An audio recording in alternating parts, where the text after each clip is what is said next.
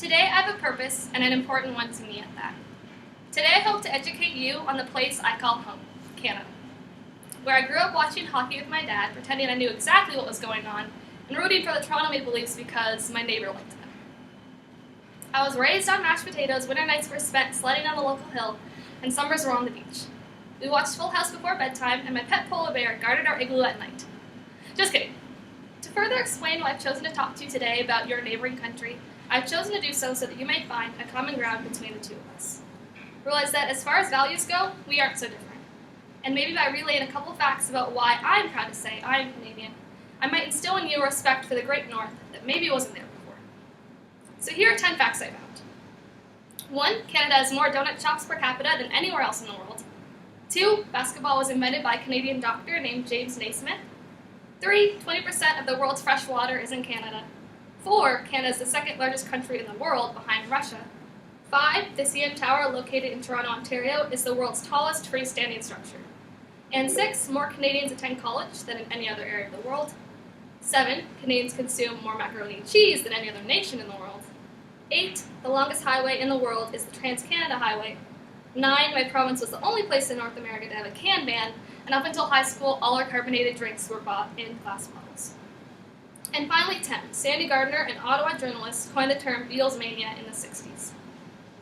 In telling you these facts, I never aimed to brag about the place I was born, however you may have perceived it that way. I only wanted to find cool things about my country so that you can begin to paint a picture in your head of a place many of you know few about. And I believe that the more you know about a person or thing, the more you begin to respect it. Now, I know I could tell you about my country as a whole for a very long time, but in order to fully explain Canada, I have to inform you about its people. W.A. Chappell of Oxford, England describes Canadians in this way. The Canadians are frank, open, generous people. They're all busy, all making money, all trying to make more, and all in a fair way of doing it. W.A. Chappell said it right. I grew up with parents who did their best to help others. I grew up with relatives who told it like it was, and I grew up in a town where everyone knew how the other was doing. Canadians are hard-working people, and I say that with confidence. Maybe by times becoming too consumed with earning money, they forget to slow down and enjoy life. Now maybe as I begin to talk about the Canadian mentality, you're beginning to realize that Canadians and Americans are pretty near one and the same. And if you get anything out of this, I'd like you to realize that we are so similar. And maybe my goal all along was that in itself, because if we could all just realize how much we have in common, we could learn to help each other out more often.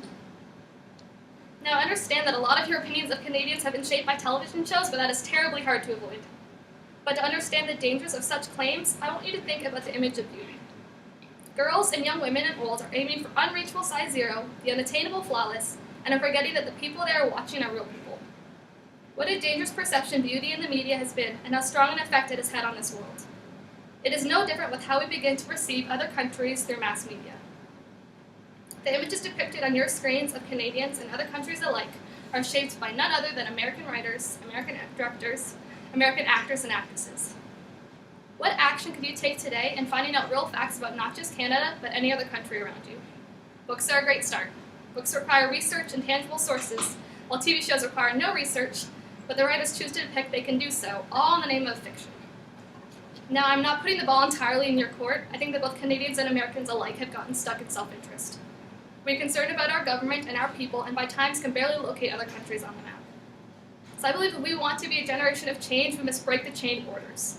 And I know traveling is expensive, but we all have access to the internet. So maybe we can defy these stereotypes together.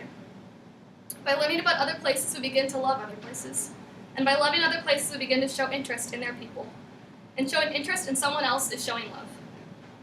Now, this speech was not meant as a guilt trip, and I know the tone of this speech may not be all that enthusiastic, but the purpose of this speech is important to me. I love my country, and I would not change where I was born and the town I grew up in for anything. But also, I love the United States. I love that I'm attending post-secondary education in Knoxville, Tennessee, but as a Canadian, I feel I've been sold short. I'm overjoyed that by living in Canada, I've attained a live-the-days-as-they-come mentality. I'm humbled that I've grown up in a town where churches are not regularly attended, because that has made me appreciate Tennessee all the more. But I will not trade the just drop in, bake a pie for your neighbor, we make the hot chocolate, you bring your skates for anything.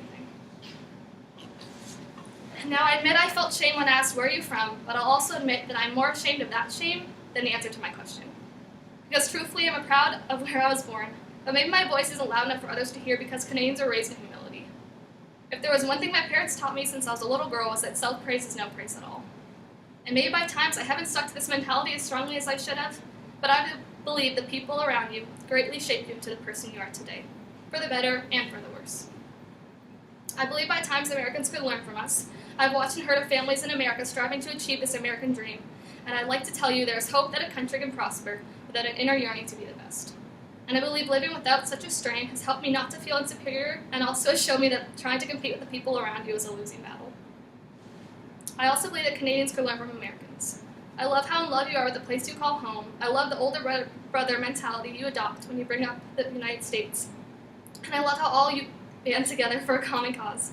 But at times I wonder why you can't find a cause or an interest in a place so near. So I'm going to leave you with one final charge. Learn about the places around you. Learn about the people around you.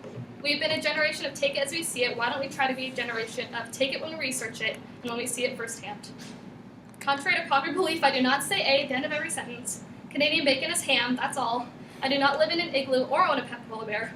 However, I do love hockey, winter days were spent constructing snow forts, and caution moose signs are frequent on the highway between New Brunswick and Nova Scotia.